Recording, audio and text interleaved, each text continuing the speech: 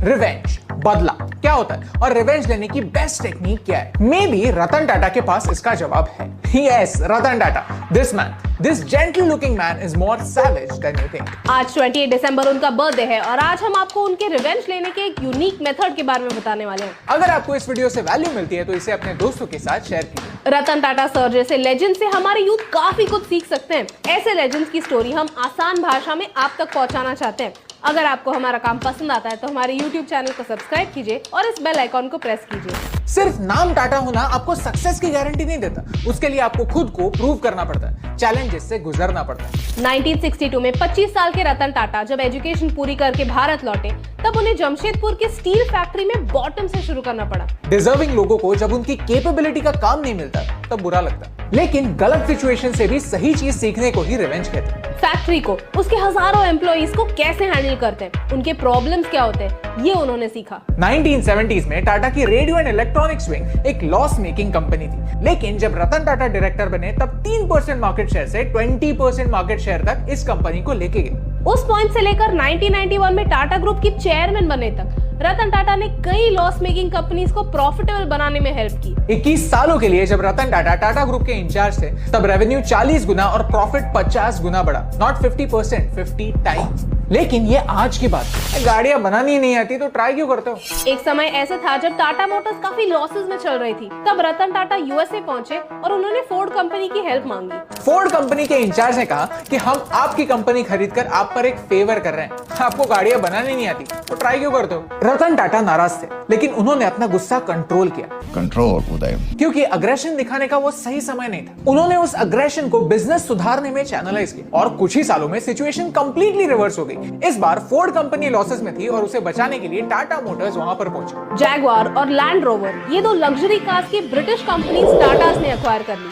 और सिर्फ ये दो कंपनीज नहीं, टेटली टी, दुनिया की सेकंड लार्जेस्ट टी बैग बनाने वाली कंपनी, रतन टाटा ने एक्वायर की। और $12 बिलियन में कोरस ग्रुप नाम की एक स्टील मेकिंग कंपनी खरीदकर रतन टाटा ने आज तक की सबसे बड़ी international acquisition bye an Indian brand का रिकॉर्ड बनाया। एक जमाना ऐसे था जब हम ब्रिटिशर्स के गुलाम थे। आज ये कंपनीज भारत के एक ब्रांड के अंडर काम करती हैं और असली रिवेंज इसे ही कहते हैं। Take the stones people throw at you and use them to build a monument. Tata दुनिया का 7th लार्जेस्ट प्राइवेट कंग्लोमरेट है और ये काम एक अकेला बंदा नहीं कर सकता। टाटा में अराउंड 7 लाख एम्प्लॉइज हैं। रतन टाटा सर अपने एम्प्लॉइज की कितनी वैल्यू करते हैं ये हमें ताज की स्टोरी से पता चलता है। आपको मुंबई के ताज होटल की स्टोरी तो पता होगी। बात है 1890s की। जमशेदजी टाटा भारत के ग्रेटेस्ट इंडस्ट्रियलिस्ट में से एक थे। एक दिन उन्हें मुंबई के वॉटसन्स होटल में जाना था, लेकिन वहां उन्हें एंट्री नहीं मिली। बाहर ही ऐसा एक साइन लगा था, dogs and Indians not allowed. Bharat की जमीन पर भारत के होटल में हमारे ही लोगों को एंट्री क्यों ना मिले? जमशेदजी टाटा ने डिसाइड किया उस होटल से 10 टाइम्स बेटर होटल मुंबई में बनेगा जहां ऐसा डिस्क्रिमिनेशन ना हो। और ऐसे ही 1903 में बना ताजमहल होटल, जो सिर्फ मुंबई की ही नहीं पूरे देश की शान है। लेकिन इस ताज को, इस क्राउन को 2008 में कुछ लोगों ने ठेस पहुंचाई। तब रतन टाटा खुद ताज के बाहर खड़े थे। क्या जरूरत थी उन्हें रिस्क लेने की? That was not his job, but he considered it as his duty.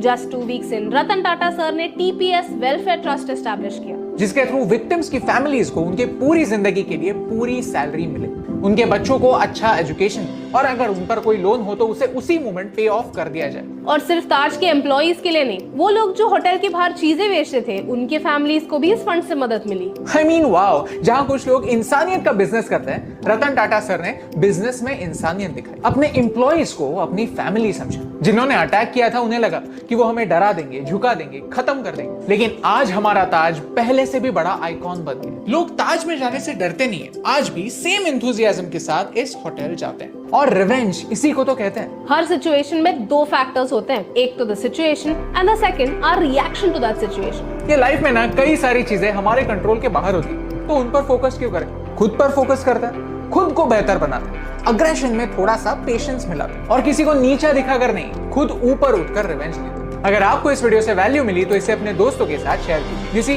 कोल और डायमंड दोनों कार्बन से बने होते हैं, लेकिन डिफरेंस सिर्फ इतना है कि प्रेशर कोल को काला बनाता है और डायमंड को प्राइसलेस। रतन टाटा भारत के ऐसे ही जेम है, एक हीरो है जिन्होंने सिर्फ खुद का नहीं पूरे भारत का नाम रोशन किया। और ऐसे अनमोल रतन की कहानी आप तक पहुंचाने से मुझे फर्क पड़ता है। हे एस्टीम, हम हमेशा सोचते थे कि मीडिया भारत के बारे में इतनी नेगेटिव क्यों, तो हमने एक पॉजिटिव सोल्यूशन बेस्ड अप्रोच अपनाया। अगर आपको ये वीडियो अच्छा लगा तो लाइक बटन प्रेस कीजिए। अगर आप यहाँ पर नए हैं तो यहाँ पर क्लिक करके सब्सक्राइब कीजिए और नए वीडियोस के अपडेट्स मिलने के लिए बेल आइकन को प्रेस कीजिए। और ऐसे ही और पॉजिटिव वीडियोस देखने के लिए यहाँ पर क्लिक कीजिए, क्योंकि आपके सपोर्ट से मुझे फर्क पड़ता है।